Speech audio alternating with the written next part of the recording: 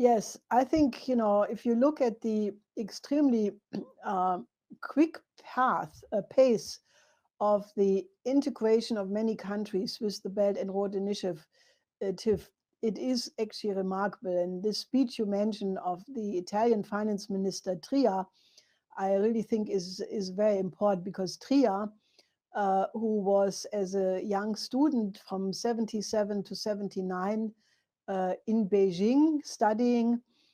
He speaks fluently Mandarin, and he actually, in this speech, pointed to the absolutely incredible transformation China has undergone in the last 40 years.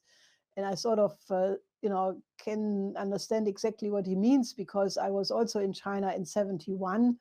And, it's a huge difference if you have seen the China before the opening up initiated by Deng Xiaoping, namely, in the time of the Cultural Revolution, or when Tria was there, 77, that was just at the end of it, uh, because it's really two completely different worlds. One was one of poverty, complete underdevelopment in the political realm, also reign of terror with the Red Guards and the Gang of Four.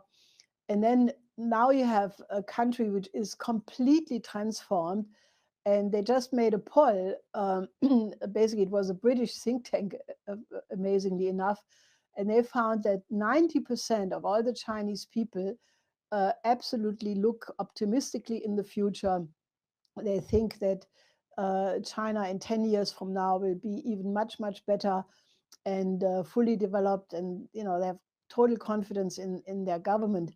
So I think that this is really, anybody who studies this seriously cannot fall for this absolute negative narrative, which is coming from most of the geopolitically motivated think tanks of the West.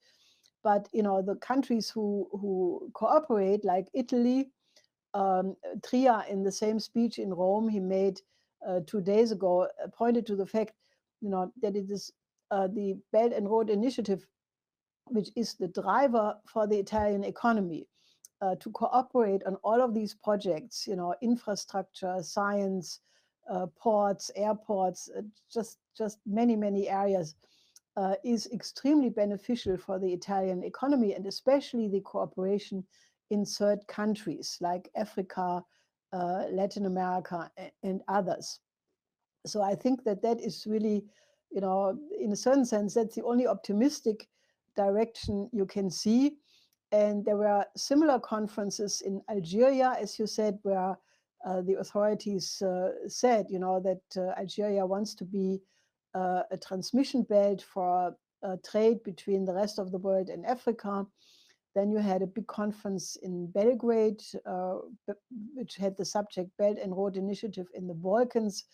Uh, and so in a certain sense there is a lot of such motion going on.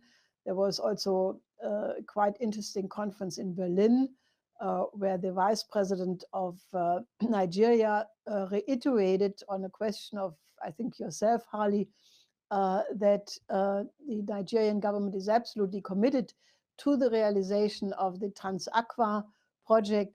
So, you can really see that the world is divided into two kinds of patterns. One is, just trying to keep a speculative system going, which is failing. And the other one is countries which are oriented towards the real economy, and they are cooperating with China. So I think that, this is really, you know, uh, people have to choose, do you want to be on the side of winning the new paradigm or not? And I think one of the most incredible developments is that just today and tomorrow, there is the landing of the Chang'e 4 mission on the far side of the moon, a Chinese program which, in a certain sense, makes China now the leading space power in the world, because no other country has yet undertaken it to go to the far side of the moon, which obviously requires, satellites as relay stations, and it's a very exciting new step of mankind in the discovery of how our universe really works.